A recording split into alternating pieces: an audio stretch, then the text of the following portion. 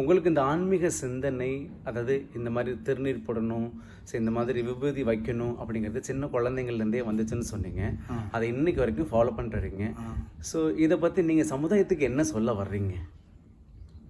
சமுதாயத்தில் மக்கள் பலவிதமாக இருக்காங்க. இப்போ அறிவியல் உலகத்தில் பல நிகழ்ச்சிகள் நடந்து கொண்டு இருப்பதை நாம் தொலைக்காட்சியில் பார்க்கிறோம், நேரடியாகவும் பார்க்கிறோம். இந்த திருநீரை அணிந்து கொள்வதற்கு தானாகவே மனம் முன்வந்து அவர்கள் இறைவன் நாமத்தை சூடிக்கொள்வதற்கு அவர்கள் தானாகவே வருவார். இறைவன் அனுப்பி வைப்பார். இறைவனுடைய அனுக்கிரகம் இருந்தால்தான் அந்த திருநீரை பூசிக்கொள்ள முடியும், இல்லை என்றால் பூச முடியாது. என்னதான் முயற்சி எடுத்தாலும் இறைவனுடைய அந்த அப்பனுடைய அனுக்கிரகம் இருந்தால்தான் அந்த திருநீரை சமுதாயத்தில் நம்ம அந்த விருப்பமுள்ளவர்கள் பூசுவார்கள், அந்த சிவனை வழிபடுவார்கள். இப்போ இந்த இறைநிலை, அதாவது பார்த்தீங்கன்னாக்கா இன்றைக்கி ஆன்மீகம், இந்த இறைநிலை அப்படின்னு மக்கள் வெவ்வேறு கருத்துக்களை வச்சுருக்காங்க. ஸோ அந்த கருத்துக்களுக்கு நீங்கள் என்ன சொல்ல வரீங்க? வெவ்வேறு கருத்துக்கள் அப்படிங்கிறது மனிதர்களிலே 3 வகையான மனிதர்கள் இருக்காங்க.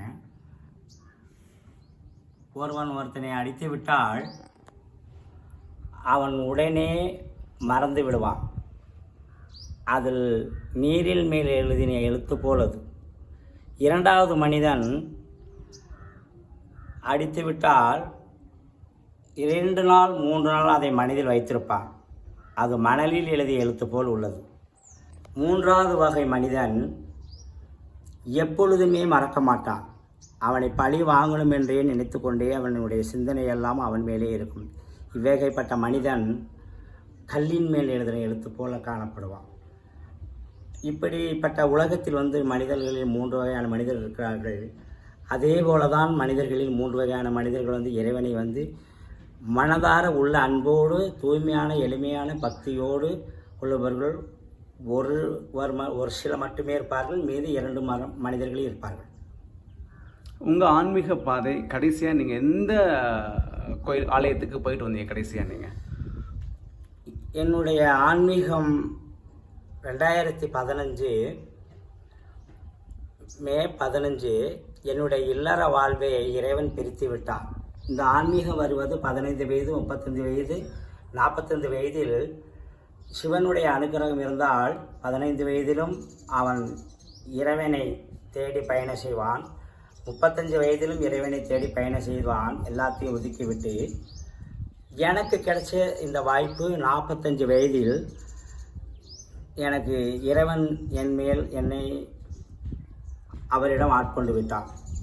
அன்றையிலிருந்து நான் சிவன் கோயில்களில் பிரதோஷம், பௌர்ணமி, அமாவாசை மற்றும் எல்லா நாட்களிலும் சிவன் கோயில், பழைய வழிபாடு சிவன் கோயில் எங்கு இருக்கிறதோ அங்கு சென்று 10 நிமிடமும் ஐயனை தியானம் செய்துவிட்டு மனதார நினைத்துவிட்டு கோரிக்கை எதுவும் வைக்காமல் அவனை நினைத்துவிட்டு வணங்கிவிட்டு பிறகு செல்வேன். எந்த நேரமும் அவருடைய சிந்தனை தியானத்தில் தான் இருப்பேன். அவருடைய முழு கவனமும் அவர் மேலே தான் இருக்கும், அப்பன் மேலே தான் இருக்கும். சார், ஆன்மீக கவிதை, அது ஆன்மீக உதவி அப்படின்னா என்ன சொல்லுங்க பாப்போம்? ஆன்மீக உதவி அப்படிங்கிறது நம்ம கோயிலில் போய் சாமி கும்பிட்டு எனக்கு அதை கொடுங்க இதை கொடுங்க, கல்யாணம் ஆகலை, குழந்தை இல்லை, பல கோரிக்கைகளை வைக்கிறோம். அவ்வாறு வைக்கப்படாது. தாய் தான் ஈன்ற குழந்தைக்கு பசிக்கும் பொழுது பால் எப்படி ஊட்டுகிறாளோ அதுபோல் நம்மை படைத்த இறைவனுக்கு நாம் எதற்காக இங்கே வந்துள்ளோம் என்று அவருக்கு தெரியும்.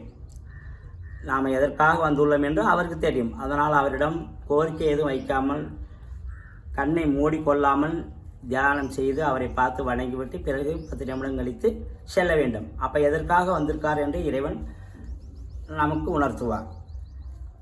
கோரிக்கை எதுவும் வைக்காமல் நம்ம போயிட்டே இருக்கணும். அப்போ நமக்கு நம்ம எதிர்பார்க்கவே மாட்டோம். நமக்கு ஒரு கஷ்டம் வரும்.